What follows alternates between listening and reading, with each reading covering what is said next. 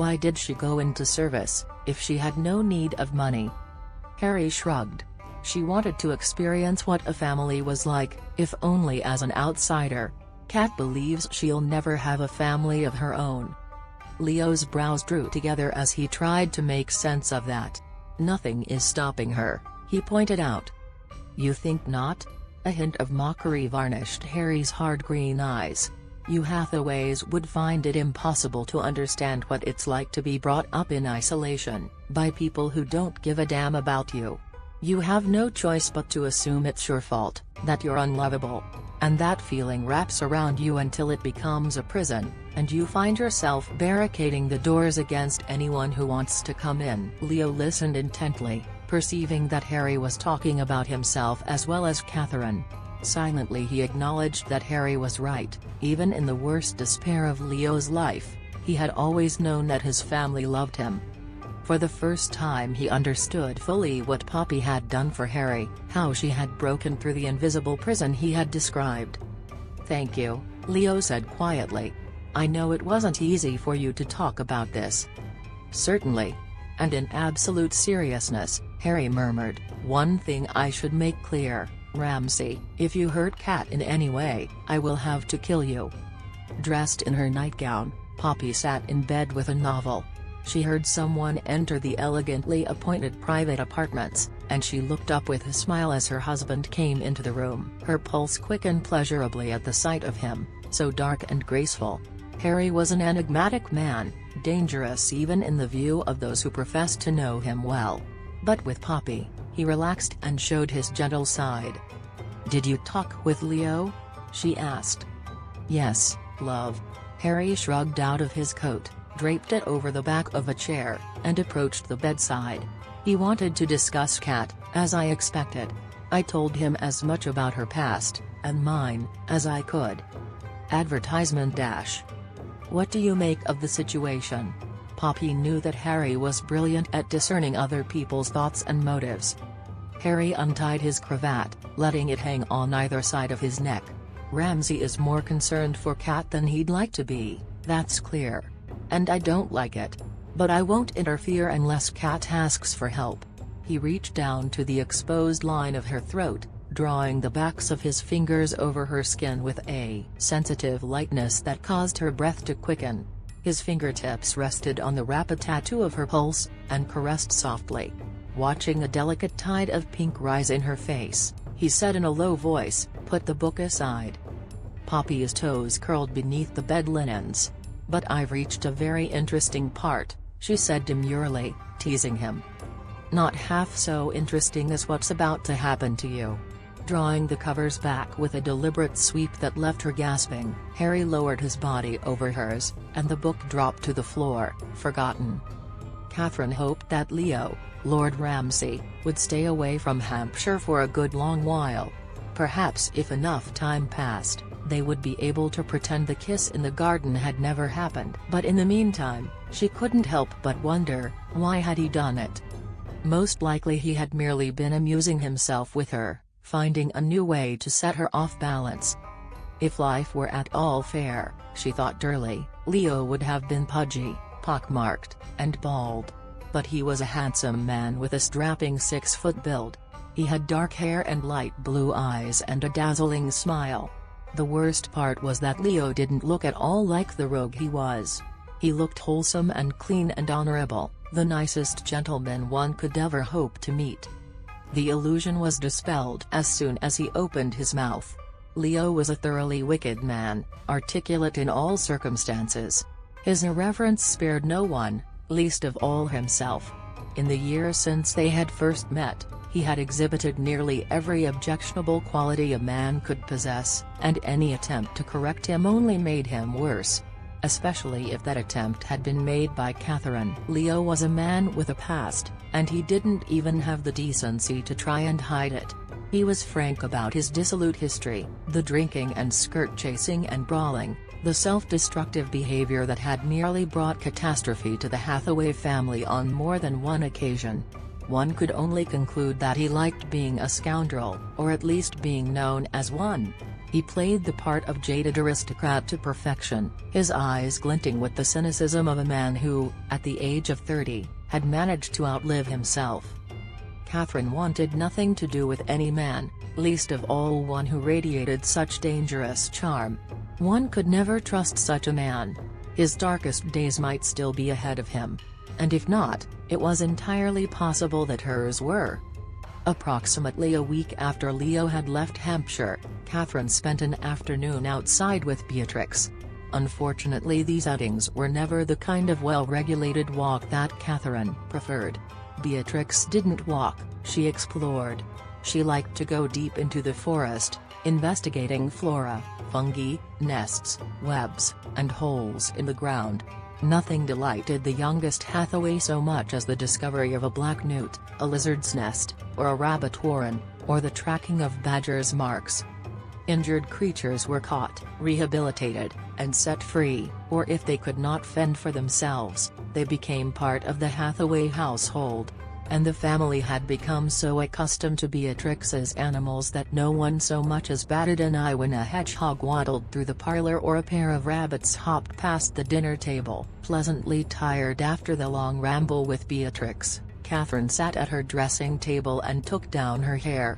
She scrubbed her fingers over her scalp and through the loose blonde waves, soothing the little aches left from tight braids and hairpins.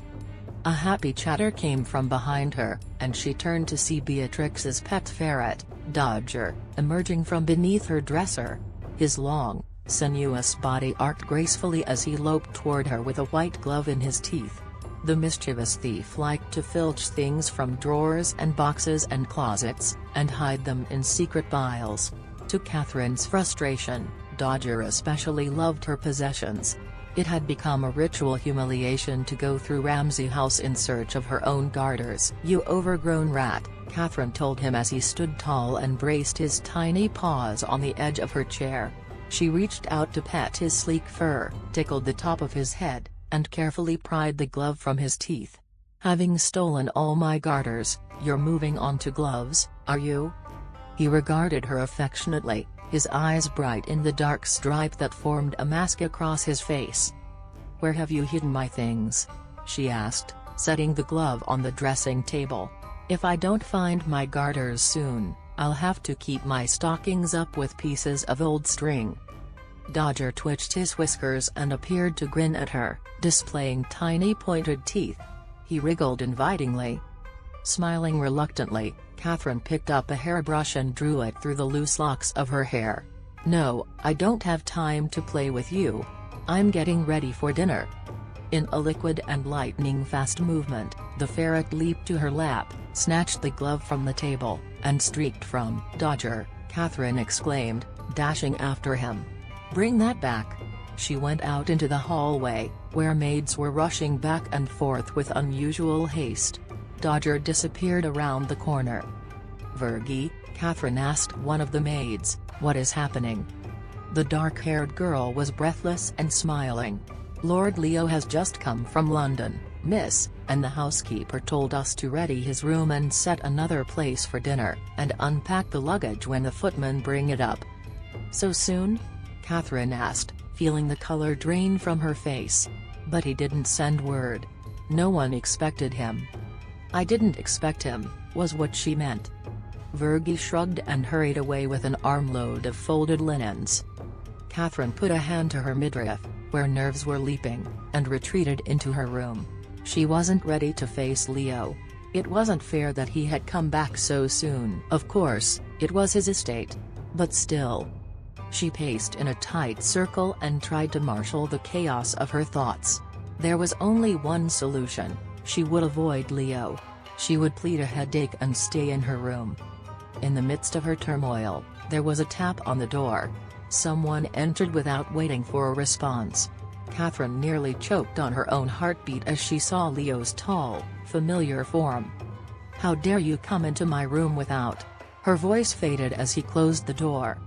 Leo turned to face her, his gaze sweeping over her. He was travel-rumpled and a bit dusty. His hair wanted a good brushing, the dark brown locks disheveled and falling over his forehead. He looked self-possessed but cautious, the ever-present mockery in his eyes replaced by something she couldn't identify. Something new. Catherine's hand drew into a fist against her midriff, and she struggled to catch up with her own breathing. She held still as he approached her, while her heart pounded with a mixture of dread and excitement. Leo's hands went on either side of her shrinking body and gripped the edge of the dressing table behind her.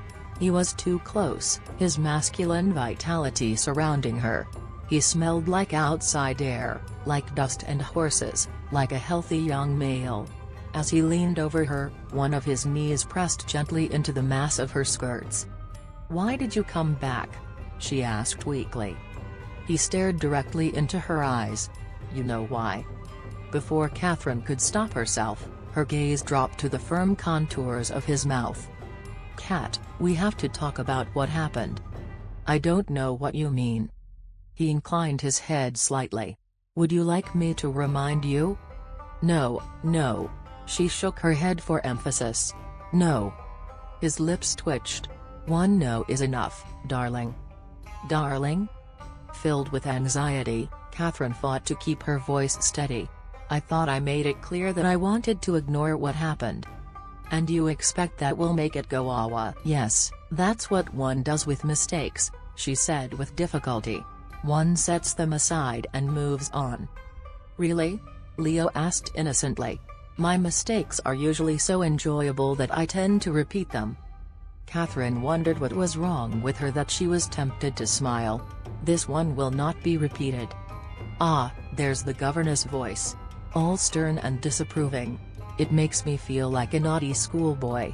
One of his hands lifted to caress the edge of her jaw. Her body raced with conflicting impulses, her skin craving his touch, her instincts warning her to move away from him.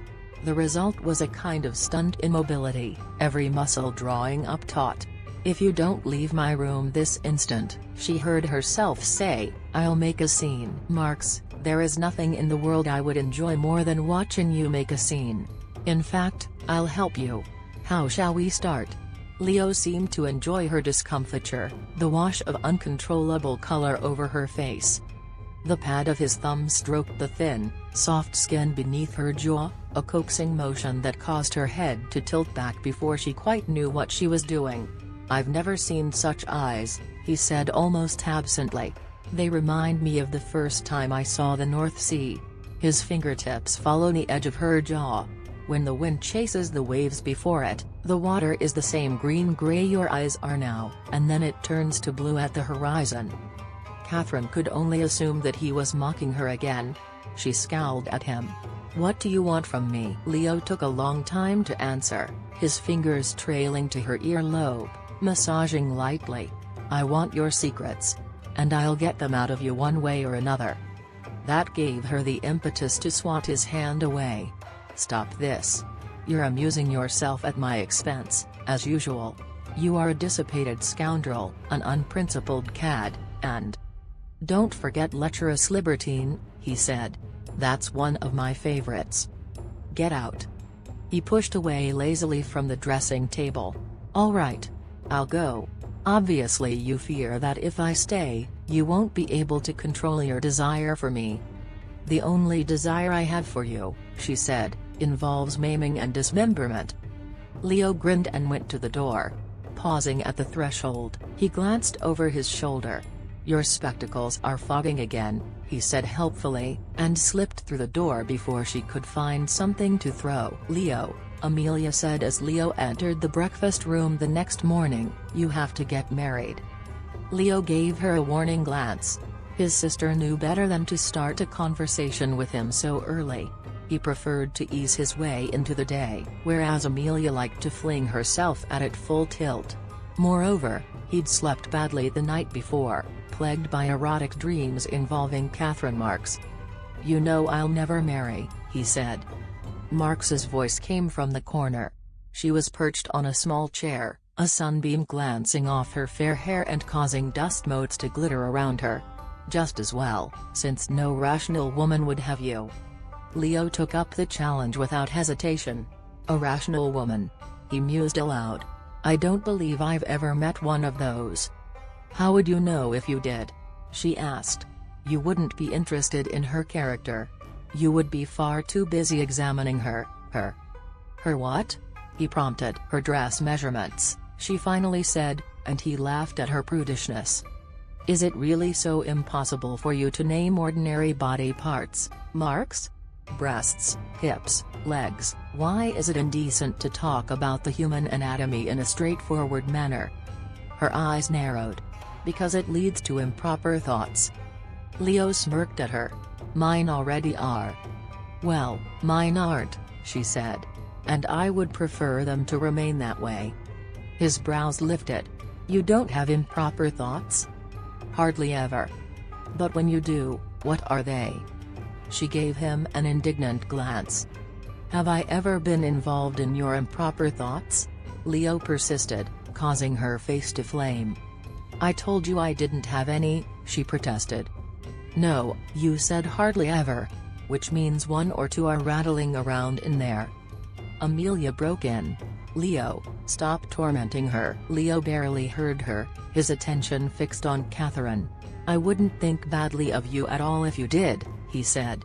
"In fact, I'd like you much better for it." "No doubt you would," Catherine shot back. "You probably prefer women with no virtues at all." "Virtue in a woman is like pepper in the soup. A little makes for a nice seasoning. But overdo it, and no one wants very much of you."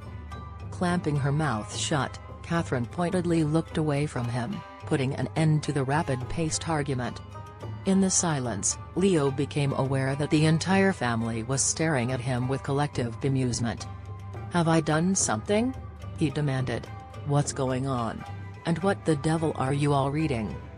Amelia, Camp, and Maripin had spread papers over the table, while Wynne and Beatrix appeared to be looking up words in a massive legal tome. "A letter was just delivered from our London solicitor, Mr. Gadwick," Maripin said. "It seems there are legal issues that weren't made clear when you inherited the estate." "No surprise there," Leo said. He went to the sideboard, where breakfast had been laid out. "The estate and title were tossed in my direction like used fish wrappings. Along with the Ramsay curse." "There is no Ramsay curse," Amelia said. "Oh?" Leo smiled darkly. "Then why did the last half-dozen Lord Ramsays die in quick succession?" "Pure coincidence," she replied. "Obviously that particular branch of the family was clumsy and inbred. It's a common difficulty for blue bloods."